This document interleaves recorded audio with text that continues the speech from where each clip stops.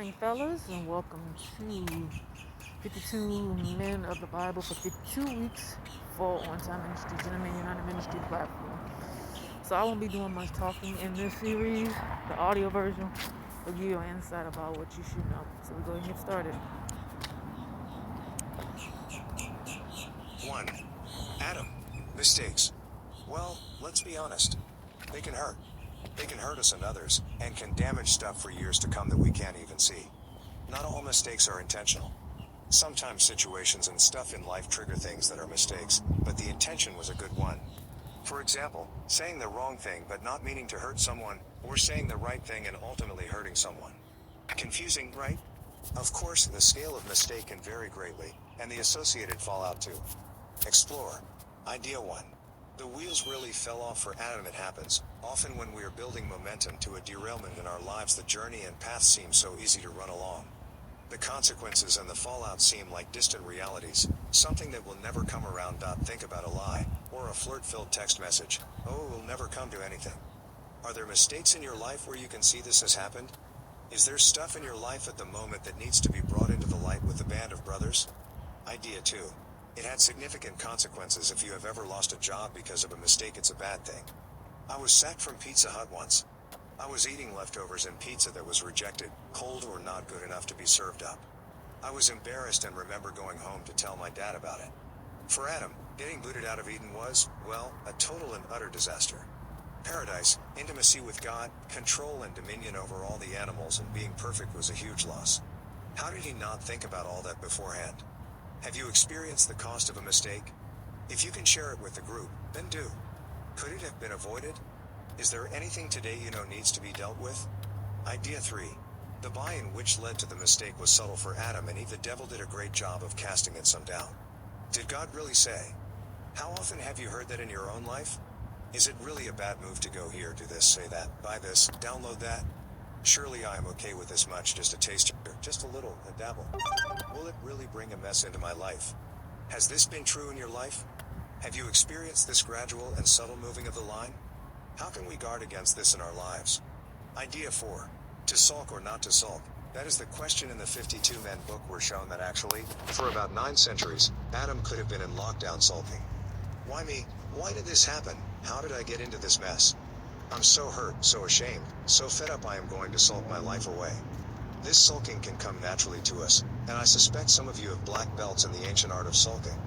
I think it happens when we make the mistake and when we get hurt by others who make the mistake too. Question is, what are you going to do about it? Are you a sulker? What examples can you share when you have just been in lockdown sulking? Why do we do it? How have you managed to break out of the sulk? Action. It is good to take stuff to God in prayer.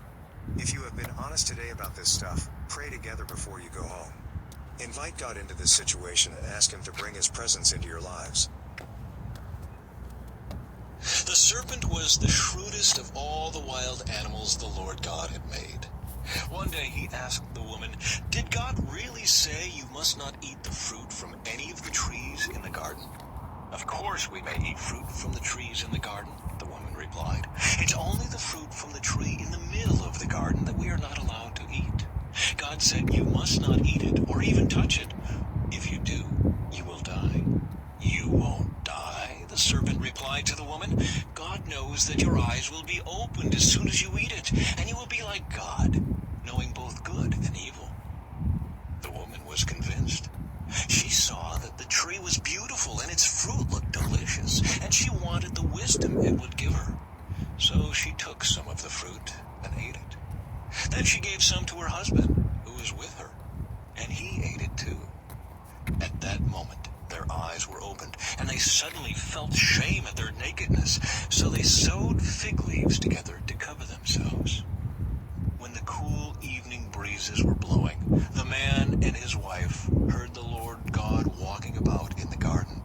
So they hid from the Lord God among the trees. Then the Lord God called to the man, "Where are you?"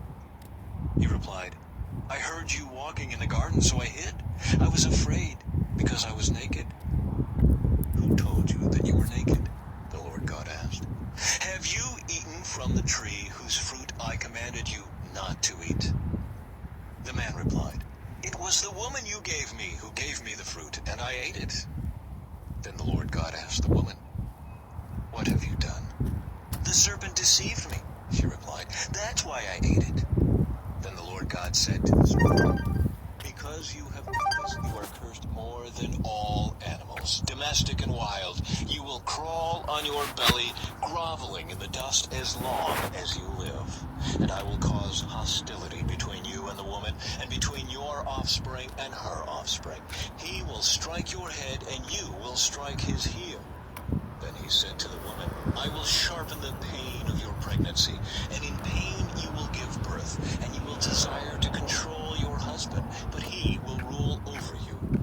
And to the man he said, "Since you listened to your wife and ate from the tree whose fruit I commanded you not to eat, the ground is cursed because of you. All your life you will struggle to scratch a living from it.